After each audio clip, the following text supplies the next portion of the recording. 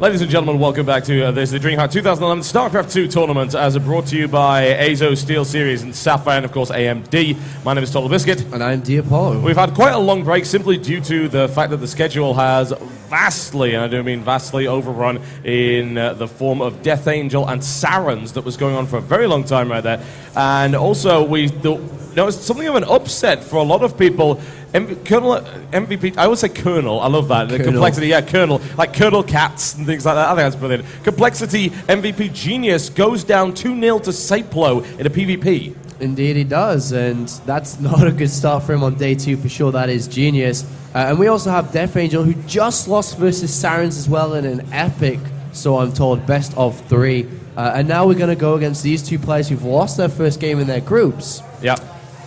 But we'll have to see how this does go down. It is going to be, of course, DeathAngel, who's come onto the scene most recently in live events, but has been around for a while, has won a couple of online tournaments. Yeah, every now and again, yeah. But the thing is, he's all of a sudden, he's from Romania, and it's always been kind of, Romanian RTS has usually been dominated from Night End, from Warcraft 3, and when Starcraft 2 has been quite the same as well.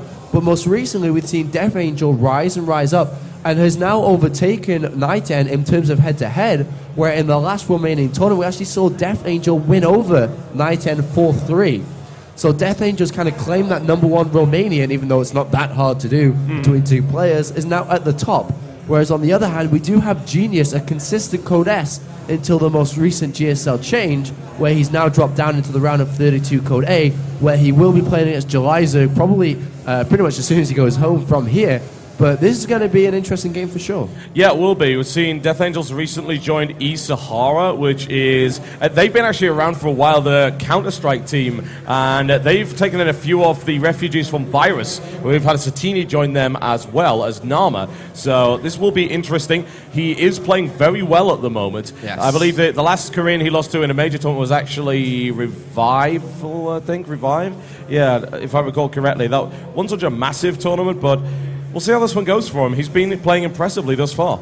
Indeed. So let's go ahead and get this game underway. And most notably as well, not only becoming one of the best within Romania, his probably biggest achievement overall as a player right now, that is DeathAngel, is probably finishing in 3rd place in IESF, where we saw Show take the victory over Grubby in the grand final. But still, 3rd place there is a amazing kind of feat there for him. Yeah, absolutely. All right, let's kick it in, shall we? Let's see what's going on with this particular matchup. I'm looking forward to this, so here we go. Ladies and gentlemen, it's my pleasure to bring you eSahara's DeathAngel. He is in the red trunks, and he is playing Zerg to the west of this, the Metalopolis, versus his opponent, Complexity MVP, or Colonel, if you prefer. Colonel MVP. I love that. It's fantastic.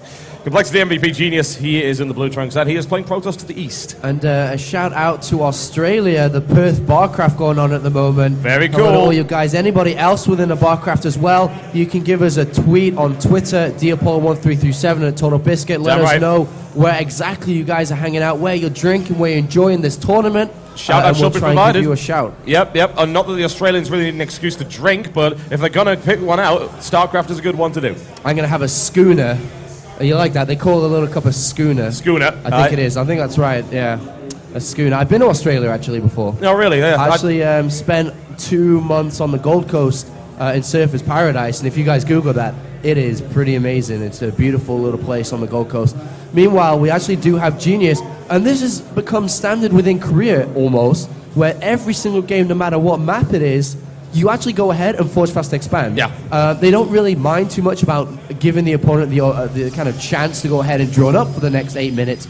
But to be honest, Koreans actually quite enjoy the fact that they can have a fantastic economy themselves. On this map, though, you have to be careful. You may even need to go for 2 cannons, depending on what your opponent does, of course. And oh, look at this. DeathAngel decides to go hatchery first. Are we going to see Genius be like, Cannon? That would be what you'd think you would do. It's giving a Korean a chance to cannon rush. It's part of the DNA, almost. So there's the pylon going down. We'll see if he gets the opportunity to do that. It's potentially questionable. I don't know. I don't think he's going to, though, because I have a doubt as to whether or not this probe's going to get back there alive. We'll see. He's going to make the loop around, and he's going to try and, of course, maybe then place a cannon. No, he goes for the cancellation. Interesting stuff. Yeah, it just forces like 4 drones to come off mining. Yeah, which is good enough in itself. That's a nice little advantage or little lead that you gain by doing that. And actually, we've seen the Nexus go down as well on 18 supply and a second pylon too. Second pylon before anything else, simply because the spawner pool was so late. A hatchery first comes out, there's no need for it. There's no need for it. Why are you going to build the cannon? What's he going to do? With the second pylon, you can actually go ahead and start producing probes again and chronoboost into the Nexus. So you actually get a really strong economy going into the mid-game. The gateway does come down as well, and we will see a cannon come down very, very shortly, as obviously you don't want to have a non-cannon on a Forge Fast Expand. Oh yes, and lots of checking around, seeing what he can see right here with this probe, which refuses to die and will continue to stay alive until the Zerglings come out, or indeed a Queen to drive it away.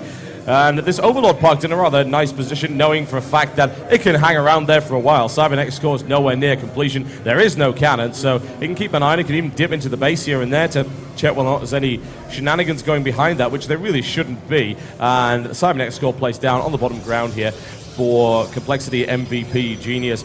And we saw coLMVP.Genius play extremely well yesterday against Preddy. It really was not actually close in any way, but I would expect DeathAngel to put up a much tougher fight. Indeed, and Roach Warrant is down, so that may be the tougher fight we're looking for right now, as that is very early right now. And on this map, that's why I said earlier on, is you actually may need 2 cannons a lot of the time, simply because it's very, very hot to defend against these kind of pressures. This Forge and Gateway is going to go down versus Roaches. There's no doubt about it.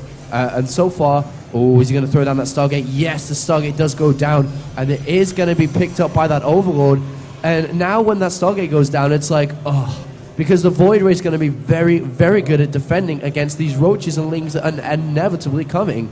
And there are 6 Roaches coming down. But at the same time, there's like, you can't really deviate from this point. You can't be like, okay, Stargate's down, maybe I shouldn't do this. Because you've already kind of built the Roach Warren, you've saved up supply, you've built additional Overlords, you kind of have to just go for it. So he's going to be building these Roaches to stop piling on the pressure. He's not going to back it up with Lings, but we'll have to see now. Void Ray should be coming out, though, because it is the most defensive unit that you can get from the Stargate. Yeah, I would certainly expect it. I don't see why you go Phoenix at this point, especially when you've put your cannon in such a position it cannot cover the Forge and the Gateway. The Roaches can very easily destroy both. There's the Void Ray coming out. He does Chrono Boost, and the Void Ray is looking like it might be about complete once this lands. So I don't think this attack by DeathAngel is going to be blunted. The Void Ray won't kill them all that quickly, but it will kill them fast enough for the Roaches not to do any major damage. And the probe on the natural here is a hero probe because, first of all, it scouts his no third base. Second of all, sees that these gases taken on the natural. Why are they taken? And a Roachling all in, you don't need these gases. So it's like, And all of a sudden, we see the layer going down. We see another gas taken down. So it looks like we are going to be going into Mutalisk very, very shortly. But now, there are 2 sentries here to actually hold off this. So he's actually in no trouble whatsoever, as long as he places down these force fields. And there we go, force field down. Only losing the Forge, which he isn't going for upgrades right now for anyway. Yeah, nicely handled right there by Genius, and a couple of pros we lost here and there. The Forge isn't so relevant, and not potentially all that being invested, because it's not just the investment of the Roaches, it's what you did in order to get there, and what you did in terms of your economy, sacrificing potential growth in order to make that happen. We've got the Spire coming in at the back for DeathAngel, and looking to do that. This is what really interests me. He's noticed the position of this hatchery up to the north. That's a big gamble because a single Void Ray, that's gone, up there. So it's a bit of a gamble for now, but that's not what's coming. The Void Rays are going into the main base, going to start picking off these Overlords. Phoenixes are going to be on the way to start backing this up. A couple more gateways have been added on here, so we're up to a total of 4 plus 1 on its way now. But with this airplay, we are going to see Queens go down. More importantly, that Phoenix should be able to scout out that the Spire has gone down. Yeah, DeathAngel is not responding in the way that I would have liked, especially considering those Void Rays are charged. That was a waste of 2 Queens. Minimal damage done. He was able to do something to that Void Ray there, but it will go back up there. And then you've got a fully charged set of Void Rays and a wonderful collection of Overlords you can just pick off right there. This is an extremely aggressive move, and it's working very, very well for Genius. DeathAngel doesn't have an answer yet. The Spore Crawlers will be up momentarily, but look at the number of Overlords that just got slaughtered. And he's not building anymore either, so his resources don't matter at the moment. The Spire finishing doesn't matter for right now. And one Spore Crawler is going to go down. He's got to be careful. He could have actually killed the second one there, but he's doing okay right now. And the thing is, this third base is in so much danger if, just even if it's found, If he just smelt it, because usually when you go for a Spire, you should have already placed down a third base. So You know, and if he scouts his area, he's not finding it, he may want to look over there. But more importantly now, let's have a look at the vision. Does he see the Spire? No. But just by seeing all the gases taken, seeing that he's at lair, seeing a no gas unit, he should already be expecting Mulas to be on the way. So that's why we're seeing Phoenix is being made, Blink is being researched as well here. Yeah, and the Phoenix count is getting to a good level already, and due to the limitations on it's more down to he's just had to spend a bunch of minerals as well to rebuild his Overlord, so he's got loads of gas that he can't spend. He's got no use for it at the moment at all, and when he's able to get back into serious mining, yes, he'll be able to pop out a lot of mutas. He's even got to add some Corruptors in there, because honestly, he kind of needs to. Oh, I think Death Angel's about to die, simply because there's 4, 5, 6 gateways, Blink is being researched, +1 is finished, +2 is on the way. He cannot deal with these units right here. There's nothing he has to deal with this. No, he doesn't, and he's redeploying the Spore Crawlers in an effort to do that. The problem is he does not see what's coming. A lot of sentries, a lot of Stalkers, Proxy Pylon in a good place, and it's a really good composition. With air support, it's extremely hard to hold up against this kind of pressure, and here it comes. Overlords just running for their life, very, very slowly trying to get away. Not going to have one Queen down, second Queen down, Corruptors in the mix, but Phoenixes are just having a fist fight with those, and the Mutalisks are immediately annihilated. 2 Corruptors forced back in. There is no stopping this at this point. GG, ladies and gentlemen. First game in a very convincing manner, going to Complexity MVP.Genius. Oh my. It's going Spire against a player that's chrono boosting completely Phoenix at one gate. It's not going to work out very well here, is it? So no, it's not. Kind of. I mean, he didn't defend that well against the incoming stuff anyway. The Queens went out there, died very fast. Lost a lot of Overlords. Yeah, he lost a bunch of Overlords. Didn't replace them in time. Was slowed down. Didn't have a third base up and running. So it's like, what do I do from here? You know, very smartly, Genius was not really intending to go for a huge push initially. Then realizing, oh, you got mutas? Okay, all right. So you're going to have 6 mutas. I have like 5 Phoenixes now, 2 Void Rays. Stalkers. I'm going to just warp in a bunch of units and you're going to die because there's nothing you have. So very smart play there by Genius of living up to his name.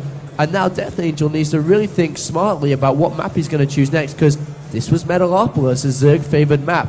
So what is he going to choose next? I'm just going to go and have a look quickly at the groups over here.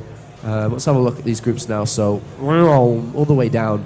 So there they are. So currently, Death Angel did lose his first game, as mentioned, versus Sarins, and Genius also. So fighting on the bottom right now, and Cyplo winning his first, Sarins also.